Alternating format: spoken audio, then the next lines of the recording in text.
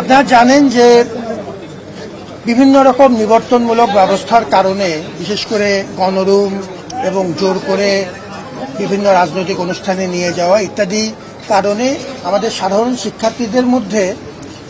গণঅভ্যুত্থান পূর্ববর্তী একটা দীর্ঘদিনের সংস্কৃতি, যে নেতিবাচক যে রাজনীতি, ছাত্র রাজনীতি, তার একটা এই সম্পর্কে শিক্ষার্থীদের মধ্যে একটা আশঙ্কা আছে, শঙ্কা আছে, কিছুটা ভীতি আছে এবং ট্রমা আছে। ওই পরিপ্রেক্ষিতে আমরা যেটা এখন চাচ্ছি সেটা হলো আমাদের যে ক্রীড়াশীল ক্যাম্পাসে ক্রিয়াশীল যত ছাত্র সংগঠন আছে, ছোট বড় সব মিলিয়ে প্রায় 23টি সংগঠন, তাদেরকে নিয়ে আমরা একটি ডায়ালগ করছি জরুরি ভিত্তিতে, যে আমরা এই ক্যাম্পাসে অন্তত যদি হল দিয়ে শুরু করতে চাই, হল পর্যায়ে, তারপর সম্ভব হলে ক্যাম্পাস পর্যায়ে আমরা রাজনীতির রূপটা কেমন হওয়া উচিত, শিক্ষার্থী বান্ধব রাজনীতির রূপটা কেমন হওয়া উচিত, এটা আমরা এই আলোচনাটা আমরা শুরু করেছি। এবং এটি খুবই গুরুত্বপূর্ণ হচ্ছে এই কারণে যে আমাদের সামনে ডাকসু নির্বাচন আছে, আমরা সবাই মিলে আপনাদের সহযোগিতায় মাঠে নেমেছি এবং এই নির্বাচনে তো আমাকে ছাত্র সংগঠনগুলোর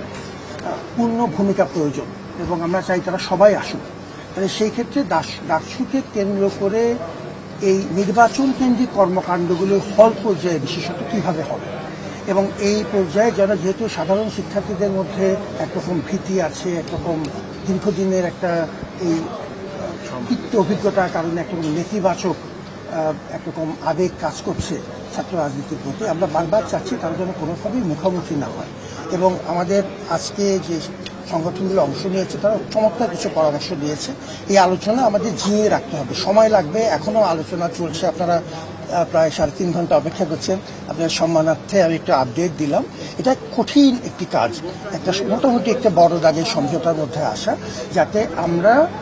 নির্বাচনটা শান্তিপূর্ণভাবে করতে পারি এবং শিক্ষার্থীদের সাথে যাতে কোনোভাবেই আমাদের ছাত্র সংগঠনগুলো মুখোমুখি না হয়, কারণ ছাত্র সংগঠনের জন্য অনেক বড় অবদান আছে। সুতরাং আমরা চেষ্টা করব যে কোনোভাবেই যেন আমরা নিবর্তনমূলক ব্যবস্থায় ফেরত না যাই এবং আমরা যেন এই নির্বাচনটা শান্তিপূর্ণভাবে সবাইকে সাথে নিয়ে